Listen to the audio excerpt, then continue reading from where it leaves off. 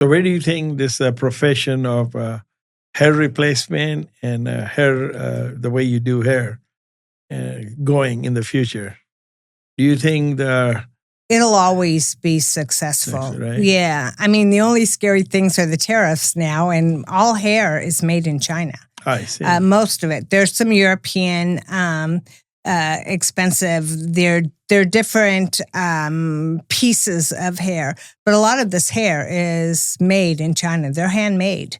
It's not machine. Real hair? It's real hair. So how do they get there were people that go get a haircut and they save their hair? How does... Well, a lot of the hair comes from India, and these are people. It is a religious type ceremony where they've never cut their hair, and they come in and shave everything off their body, and it's donated to the church. And then the people that make the hair systems buy that hair. It's a very big money making, but I think a lot of it starts in India.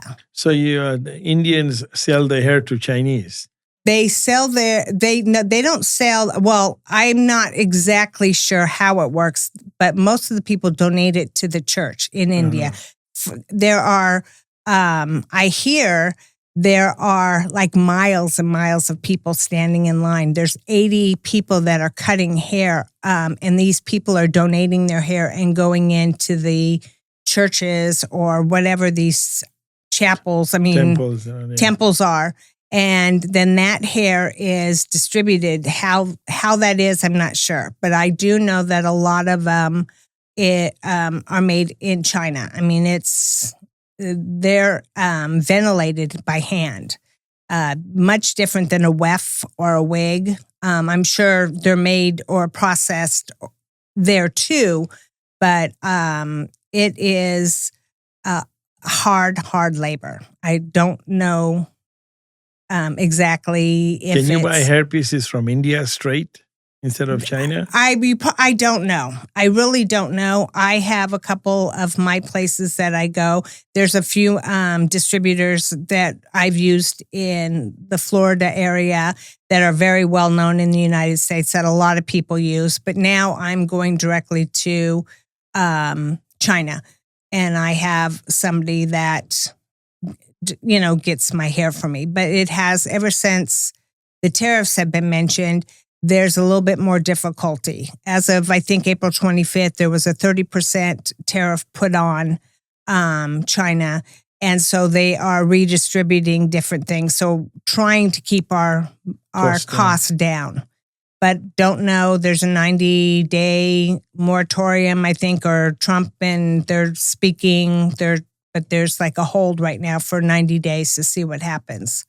But it could be scary. So the tariffs are not there yet. There's a hold for 90 days. Supposedly on the 24th, there was a 30% brought in. But they're doing it. I really don't know that side. All I've been told is to start packing up, or start getting hair storing it. But I'm a small place, so if I'm hoping I'll survive. I'm hoping I'll survive this. Do Hair Club have a training for the new hairdressers coming in if they want to do hairpiece? Yes. And it's usually a month to 2 months, but then it's a constant learning as you're working there. There's always a group of girls that are going to help you out, or men. I worked with more girls. We didn't have any men working in our salon, but there are in other salons throughout the country. There's quite a few of them. But it's just something that I fell in love with. You're an independent person. Are there a lot of people that do hair independently? Yeah. There's probably, I would say there's only maybe 10 to 15 people in Vegas that do this that I know of. And that I would recommend if something was to happen to me or they needed help. There's really only 2 places I'd tell you to go to. Other than that, I'm not sure. It's just not something. Matter of fact, there was a very high, she's a very good hairstylist, high end. And she wanted to learn this. So she went to one of the distributors in Florida. They had a weekend course. Then she came back, they graduated her or whatever. She, learned how to do a hairpiece, came back to do a hairpiece and was lost. It takes so much more than just a weekend course. Oh, a lot of experience. You need a lot of experience. A lot. So I went and helped her on certain things, tricks of the trade. Why are you doing that? And I said, well, this is what I do. You do it this way. Otherwise, it would take you hours and hours and hours. You want your clients to come in, get theirs and go. You don't want them all day. Like a full foil. You want them in and out, and they don't want to be here all day. And so there were different things that, she was just amazed, but then she didn't end up continuing learning and stuff. There's just so much to learn and so much there. I learn stuff every day. You got to think outside the box. What do you think about all these women getting hair extensions, but they complain about they get headaches, they're damaging their own hair? It is very damaging. Yeah. Absolutely. It's very damaging. It's damaging. I wear a system. I was very thin. I couldn't grow bangs. I ended up in doing this to men. I ended up shaving my head just like you guys, and I lay my system and then blend my hair in. I tape on. It's very easy for me. I've gotten used to it. I haven't had somebody cut my hair in 16 years. I have been cutting my own hair, coloring it. I'd give anything to have somebody, pamper me and do my hair. I don't, I will not get the same outcome if I let somebody else do it. I'll teach somebody, but I haven't. There's just so much to learn doing this. But I absolutely, if somebody is wanting to learn, it's a great career. And I just like doing men's hair. Some girls, like I have a daughter-in-law that is a cosmetologist. She can't stand doing men. She likes doing women. She, likes the blow dries. But man, that's a lot of work. The curls and it's a lot. And the success rate is usually much higher with men with a hairpiece.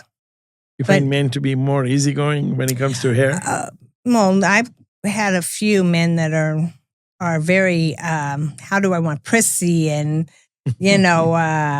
they're tough. They're tough. Yeah. They want, they can be very tough. It's all different people, do different. But I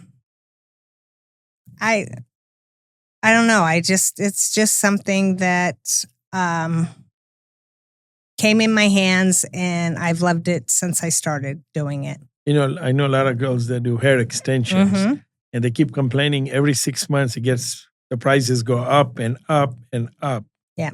Then they color it. Then sometimes they cannot get the right color done. Yep. Do you find a lot of girls that do extensions? Are they most of them very good, or only few of them know how to do it right?